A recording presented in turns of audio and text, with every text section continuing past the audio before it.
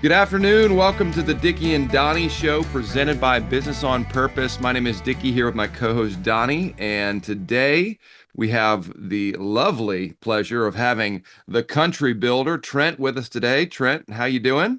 I'm good. Good. Well, you are a legend in the BOP world and in the That's right. TikTok universe. I So we're don't we're know if honored I'm to a have you. legend. You're 100% a legend in our office. Your intro, is it let's talk about it? Is that your intro every time? Let's talk about it. That's Yeah. right. Yeah, let's talk about it. I love it. Well, Hey, speaking of well, I think talking about it's it, hey y'all, let's talk about it.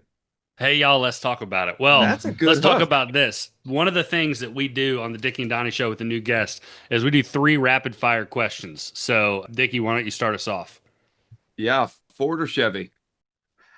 I grew up a Chevy guy, but actually, in the past 10 years, we've probably been Ford.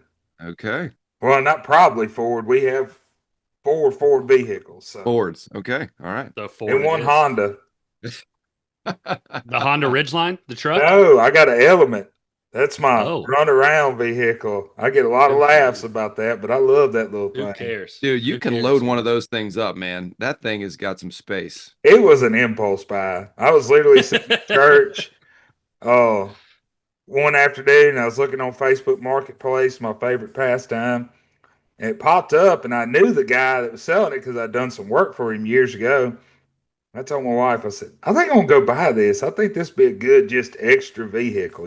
Her car had to have some service work done and she was without a vehicle for a few days, had to drive my truck. And I said, we just need an extra vehicle. And I went and bought it. I paid $5,000 for it. And I'm telling you, I've got my money's worth out of it.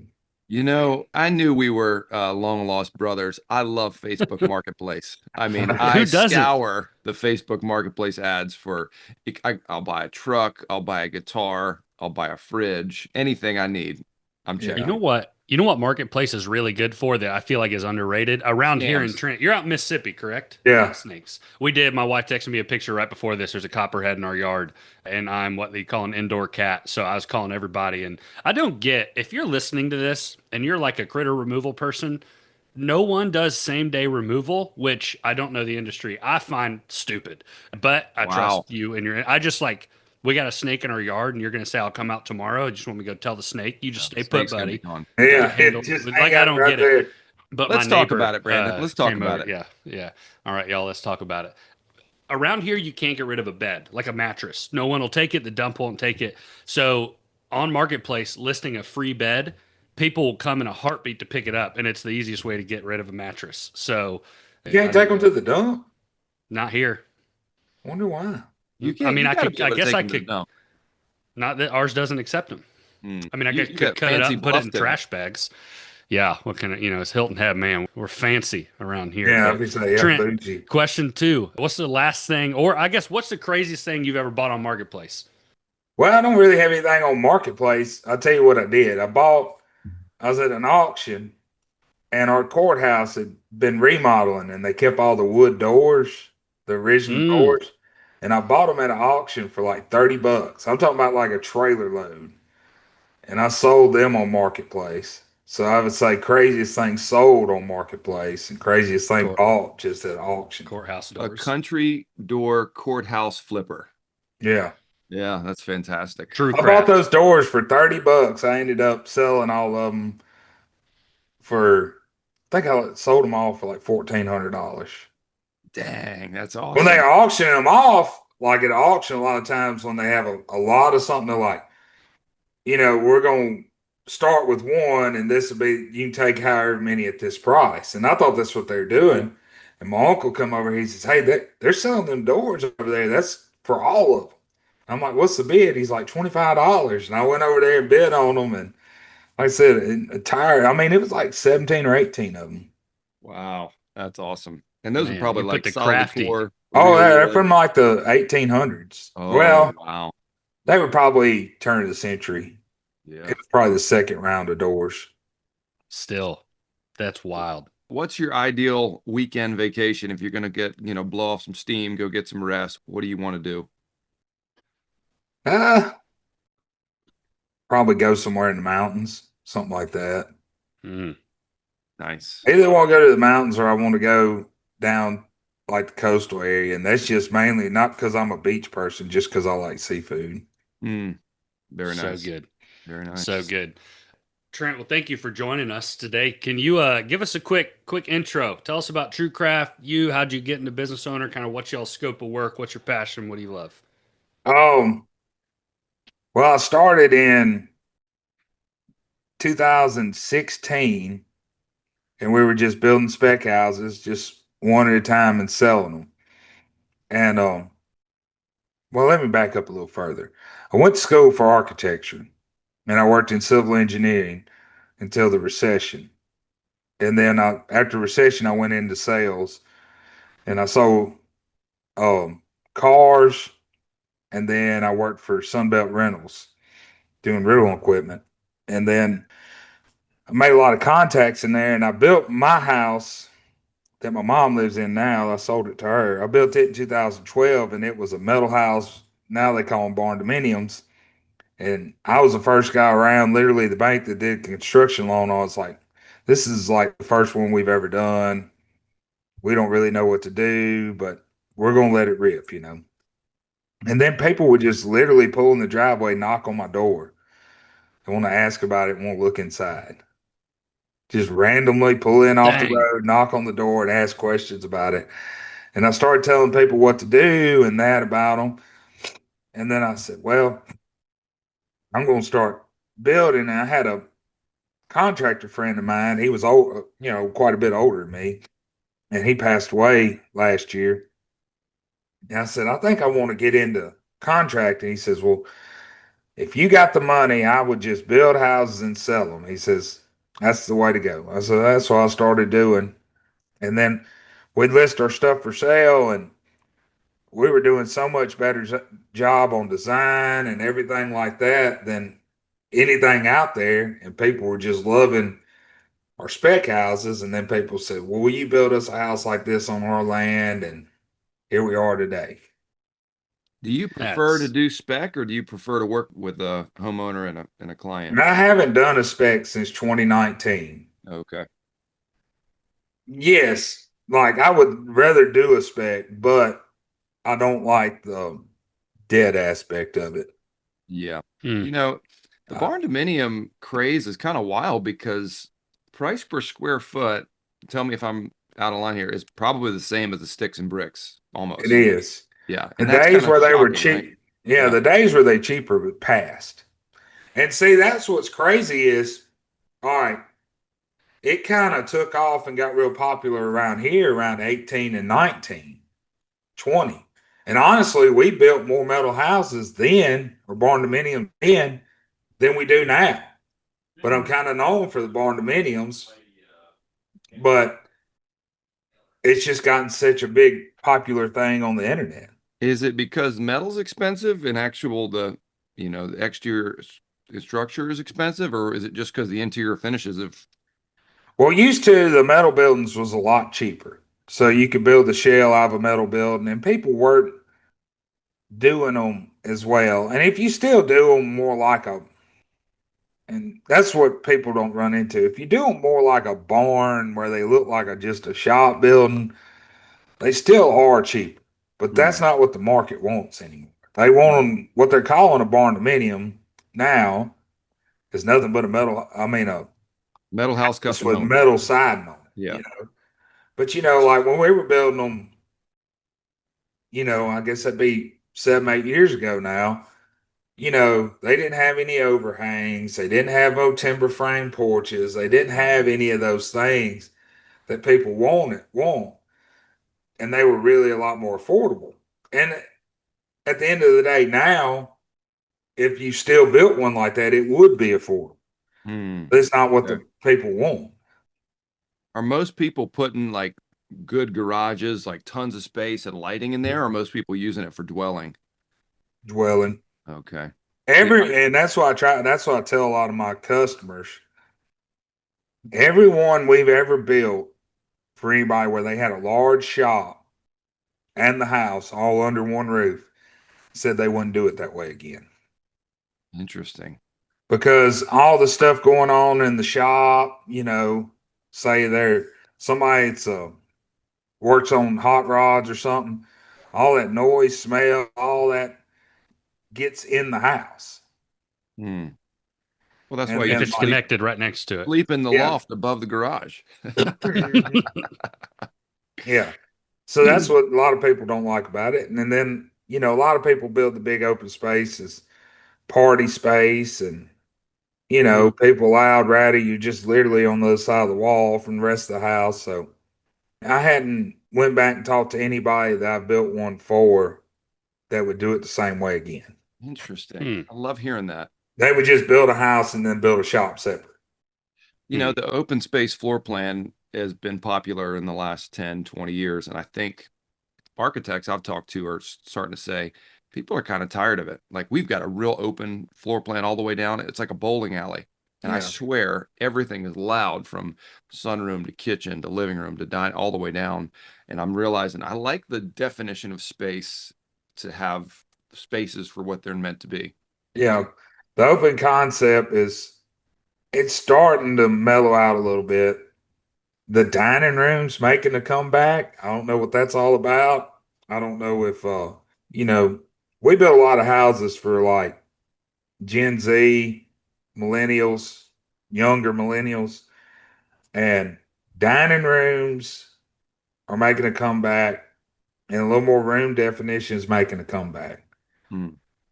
Who do you find you're training up a young salesperson? You're like, hey, these are our ideal clients. Go chase after them. Who's your ideal client? Who do y'all build for at TrueCraft?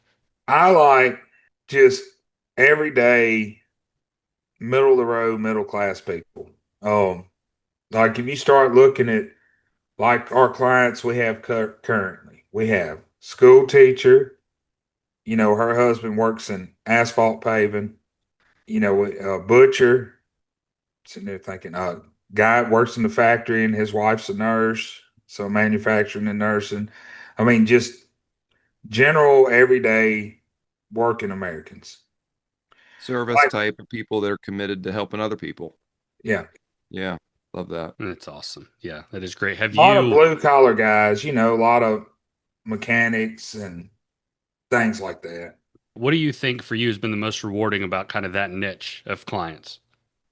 Most of the time, like for example, the house we're building now, they were looking at a mobile home, and we are able to build them a house within their Hmm. budget. No kidding. Yeah, that's awesome. I love that. Yeah, Where in Mississippi are you located? Tupelo, Tupelo. northeast. Okay. Is that closer to Oxford or Starksville? Yeah, yeah. I'm Oxford. about an hour from Oxford, about an hour and a Okay. half from Starkville. Okay. I love it. Now, Trent, we haven't touched on, I guess we kind of did a little bit. Dickie over here has an addiction. Now, Do I? it's a known addiction, and we've approached him on it. And the You phrase know, was, "You you've can't pry tried. this out of my cold, dead hands." And that Yeah. addiction is TikTok. Now, I've Trent, yet you I've have a yet to have connection. a true Hmm. intervention. No one's come to me and had an intervention, but The I'm signs are sure there. there's The there. signs Yeah, of the an signs are there. intervention have been there. You may not see it as an intervention, which I think would be also a sign of an addiction, is that you have not seen them as interventions. But that is beside the point. Trent, you have a pretty decent little TikTok presence. Talk to us about it. What's We're, enjoyable about it? What have you seen come from that? we're almost 100,000, and we would probably be, I would say, 250. But I have been so busy that we've really slacked off on doing the content like we should. Hmm. And I don't have any answer for TikTok other than divine intervention. That's all I can say is we were struggling about 2 years ago. I had tried, well, I guess it's been almost 3 years ago. We tried to pivot because I had a client that was it was just a bad situation. They were just nasty people at the end of the Mm, day. And we were decided we were going to pivot. We were going to quit building houses. We were just strictly going to do electrical and HVAC. Hmm. And it didn't go well.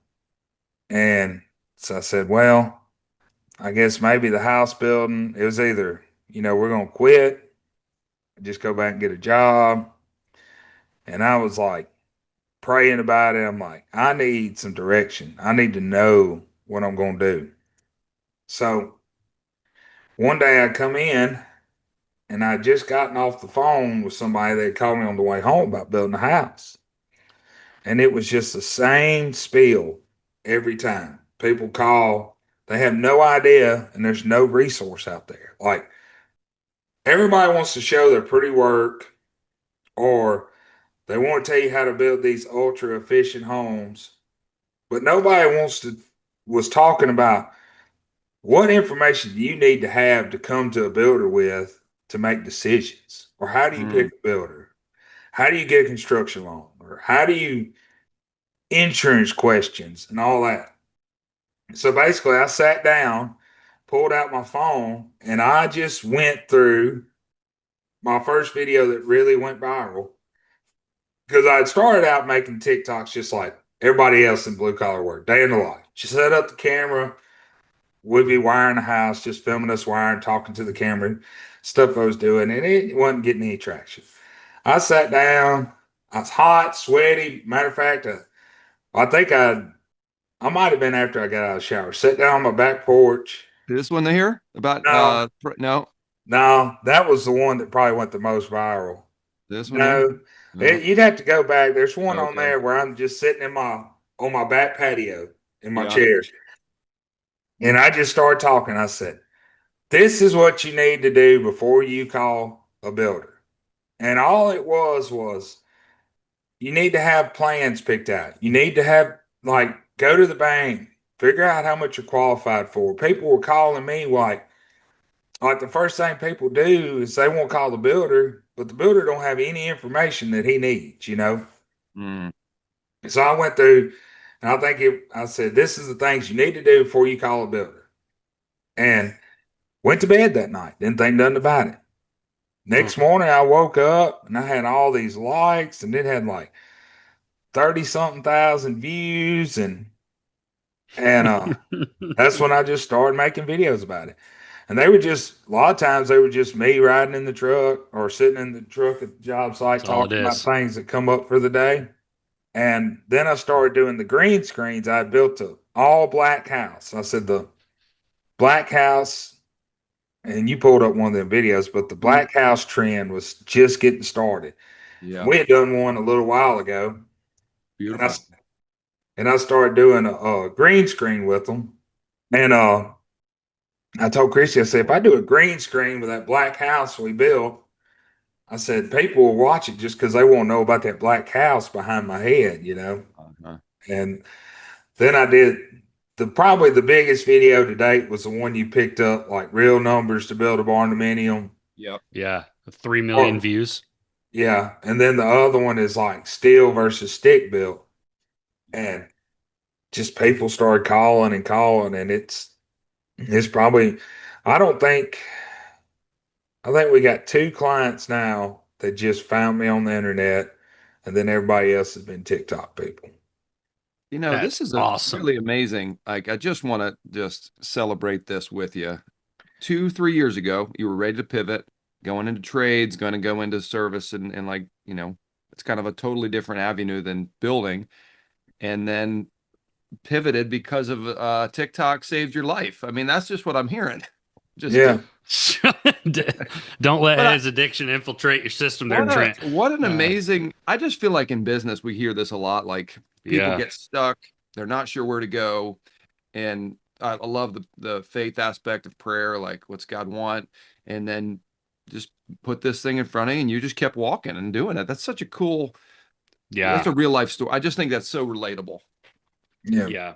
And it's like the value, like the content, the value in the content you're providing of, and this is, I don't think why you do it, but I think it's probably one of the reasons people relate to it is just like, we all want a connection. And AI is powerful. And I think anything we can do to automate back end systems is valuable. Like, by all means, look into that. But anything that requires the human connection, there's something innate within us that just desires a human connection. And even because I know when you started coaching with BOP, TJ would be like, "Hey, look at this account," and I'd like go through it, and I'm like, "Man, I'm enjoying watching these just because it really does kind of feel like a connection because you're just being you." You're just talking, and hey, y'all, let's talk about it. I love it. I love the intro. There's just being you, and you're literally sharing numbers on a whiteboard, sitting on a counter, and I just, man, it's really cool to see what you've done, and it's cool to hear that people really connect with it. Mm. And I think a lot of it goes back to the biggest heavy hitters in the home building, construction, social media marketplace are people that service one percenters. Mm. So everybody like can watch a Matt Risinger video, and he's got a lot of good knowledge and stuff and what he shows. But when 98% of the country can't afford the product he's putting out, it's just 99 and a half, 99. probably. Yeah. And it's the same way with a lot of the rest of them. It's like when I was on the Levelheads podcast, I mean, all them guys are cool dudes, but they're probably building most of their clients are probably having a three or $400,000 a year household income or up. Hmm. Yeah, it's pretty Which wild. is not relatable for a lot of people. Not relatable for a lot of people. I But mean, when you're a guy that works at the Ford dealership as a technician, which I'm not saying that's a low paying job. I mean, those guys make, probably a good probably job. 80, 90 grand a year. Yeah. You sit down on your lunch break and pull up and you see one of my videos and you're like, You start becoming a part of their dream. Like I could maybe do yeah, that. they're like, Oh, that, I yeah, can afford a house like that. yeah, We could do something like really. this. And it's the same way with school teachers or Mm. nurses or any of that, you know. Yeah.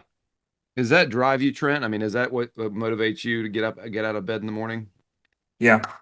Yeah, Yep. it's And it's beautiful. selfish to some degree too. The two worst clients I've ever had is every time I try to dabble in the higher end house. Mm. I don't relate to those kind of people. I mean, my mom has worked for the postal service for 30 something years. I'm a single parent household. A lot of my friends' dads were blue collars, whether it be welders, heating and air guys. One of my friends' dad, they fix commercial laundry equipment, still do it to this day. They always, I mean, nothing wrong with any of those guys. Always made a nice living, but it wasn't glamorous work. Mm. Yeah. They were just kind of salt of the earth people. And then I also had a good friend growing up. His dad was a big trial attorney. At one time was one of the wealthiest men in Mississippi. And then you go to him and around that group of people, it's just a totally different lifestyle. Yeah, Trent, without getting too political, I think the building costs in the industry right now have gotten so out of sight for lumber, materials. I mean, all your All of it. trim, all your All of it. stuff, all your windows, doors, and then management, profit and overhead costs. It's really out of sight for most people to build a house. So I think you're seeing, I mean, this is probably more of a macro picture, but I think you are seeing just a larger divide between people who can afford to build a house, with a builder custom home, and then people who can't. And it's just great. And I was when I was building back 20 years ago, I mean, you could build a house for 50, 60 bucks, 100 bucks a square foot, 120, 125 a square foot was like a custom home. I Yeah, mean, like it was like, a really, really yeah, nice house when I started. Like if somebody's like, we spent $150 a square foot, I mean, they had Viking appliances and all. I mean, it was a really nice home. And we're not yeah, talking about 30 years ago. We're talking about 10 years ago, or not that's even right. 10, 9 years ago. Yeah. And now you're looking at, I mean, 500, 1,000 bucks a square foot, 15. I mean, it's just crazy numbers that Hmm. I'm shocked. I mean, and I'm kind of a value guy too, so I can do it all my own, but I'm like, man, lumber's too expensive. I don't want to do that. I can't afford to do that. Yeah. It's crazy. Trent, you've been, how long have you been with BOP now with working with TJ? Probably 6 months. 6 months or so. What would you say Mhm. one of the things, because we got a lot of clients that listen and a lot of business owners that will tune in to the point of millions, right? I think we have listeners on our podcast. That's a total joke. But what would you say some of the fruit from that has been for you as a business owner? Well, probably the first thing is you don't feel alone. When you Mm, really dig into it, you realize everybody has the same problems you do. Mhm. The other part of it is making like things like having a set weekly schedule, being able to delegate, and things like that seems achievable. Mm, that's You great. know, Totally. on a rolling 12 months, we build. It's just the way I start my job. So, like in a year, we probably, if you look calendar year, we probably only build like 6 houses a year. But if you look at it over a rolling 12 months, because I do a lot of start, like right now, we've got 6 houses to start this time of the year. So, like, anyway, what I'm saying is we build on average on a rolling 12 month, we complete 12 to 14 projects Hmm. on rolling 12 months. And it's just me and one helper. Wow. Dang, It's a good bit of that's work. that's a lot of work. What time do you get up? Depends on the day. I'm not a morning person, so I'm more of working later in the afternoons Yeah, me and too. getting up early. So you manage all those projects yourself.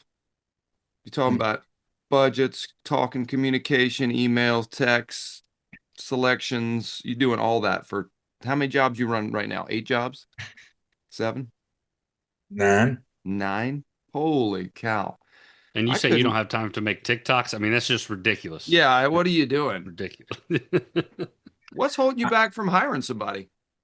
I don't know. I like to, of course, my wife would probably answer this differently. I like to say I'm not a control freak, but I probably am. I mean, Okay. I'm only child, so Yeah. Trent's way or the highway, huh? yeah, trench way of the highway. And I don't feel like I'm that way. I just want the work to get done. So I'm not. I think a lot of my problem is like when we did a lot of self performing work, and I had 3 or 4 guys working for me. They would get paralyzed to make a decision, Mm. and I think it's probably like. And finally, I had one guy that would actually just get in there and get it done. He's like, he just wants it done. It's not necessarily the steps we take to get there. It just got to get done. Mm. And my number one problem is with employees, and I and it's took and that's probably one thing being part of BOP has made me realize is I am a terrible teacher because I'm a Hmm. person that does not want to be taught or trained. I do better figuring it out on my own than having someone stand over my shoulder and teaching me stuff. And I hate people standing over my shoulder and trying to train me on something. Drives me Why nuts. does that make you a bad teacher? You're a real patient teacher on TikTok and on this podcast.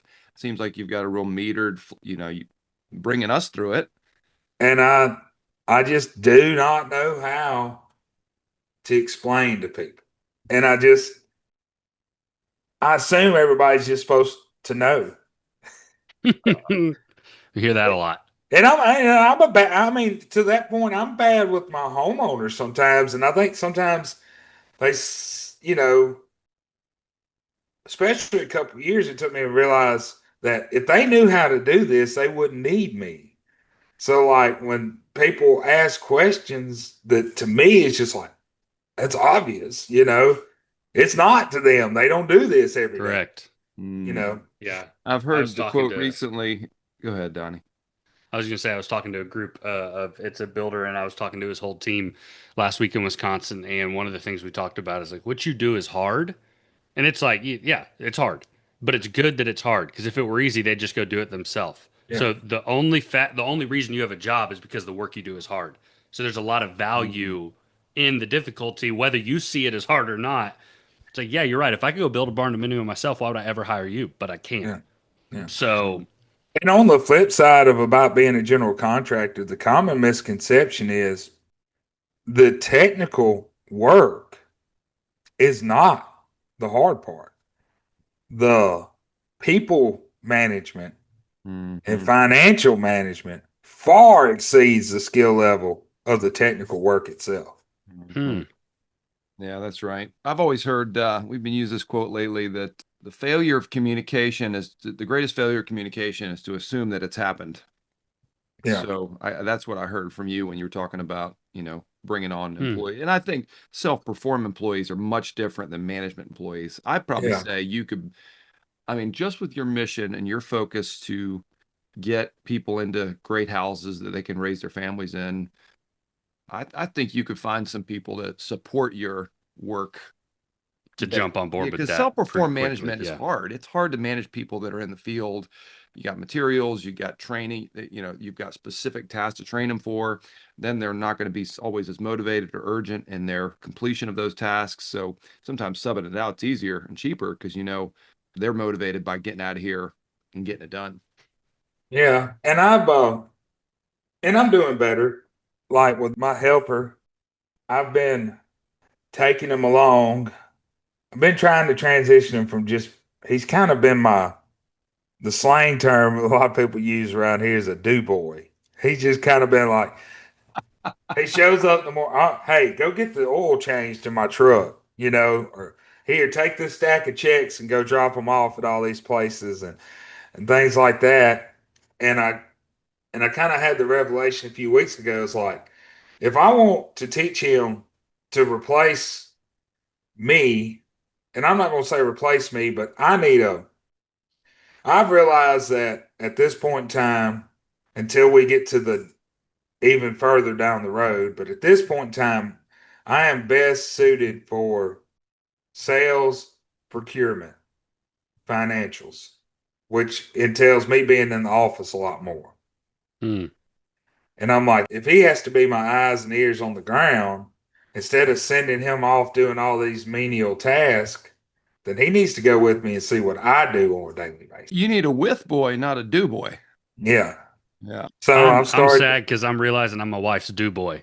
That's just all I am in life. And that's is my why you wife's got a do great boy. marriage. It's because Yeah. you're And I got to thinking, and of course, if my wife listens, she might be offended. But my wife's she stays at home with our kids. Well, now they're getting older. Our oldest one's in school, and then our youngest one, he goes to a Mother's Day out twice a week. And I'm like, a lot of the stuff I send in Jacob to do, well, I can send her to do. I mean, she can take the truck and get the oil changed while Holt's at school, or, she can run and drop off these checks and stuff like that.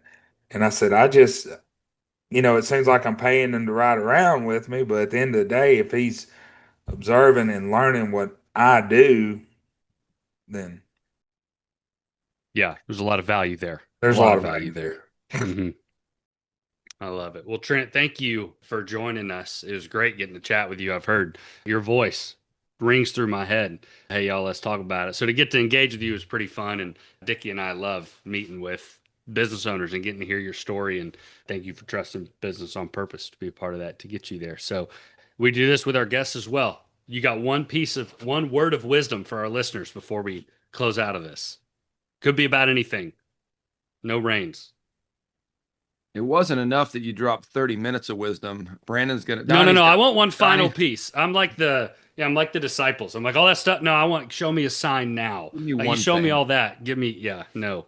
I want one thing. Maybe this way. What are you telling a young business owner that's coming up like you were? What would you need to hear 3 years ago when you were in that pivotal turning moment?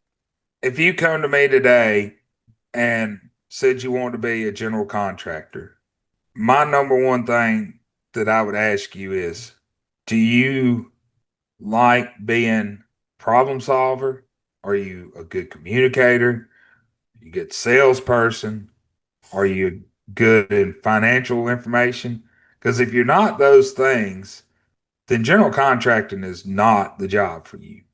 You need to be a trade. If you like getting your hands dirty and doing the work, you need to be in a trade type job. Mm-hmm. And there's a lot of guys that want to jump in and own their own business because they think that's the only way they're going to make more money. Mm-hmm. And at the end of the day, I want to say probably this year will be the first year I've probably made noticeably more money than I made when I did sales. Hmm. So, That's like, great. that's what I try to tell people. Define what they want, what they want to do. I ask my owners all the time. I'll get a new client. I'll say, do you want to be a builder who owns a business, or do you want to be a business owner who does building? Yeah. It's the difference between Wildly being different. being an owner or general manager of a football team or being a head coach and a quarterback? Like, which role is for you? And I've had clients that say, you know what? I don't want to be a business owner. I hate this. This is why I hired you, because I don't want to do all this stuff. And I'll say, great. I'm so glad we found this out earlier so we can get you to be, you want to trim walls and make stuff pretty. I don't want to keep you in an office with an Excel spreadsheet. Because at the end of here's what it is about general contracting. If you want to own a general contracting business and have a more CEO leadership president role, what people don't realize the volume of business you have to do to get to that level. Mm-hmm. And the whole thing about it is like, if you want to be hitting jobs, the best thing for you, you can make a nice living as a general contractor and build 3 or 4 houses a year by yourself. Yep.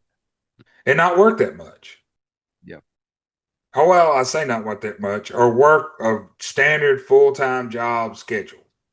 Yeah. But then you get hit by a bus and you're gone, then your wife's lost that income or spouse. Or if you get hurt and can't go out and you don't have any backup.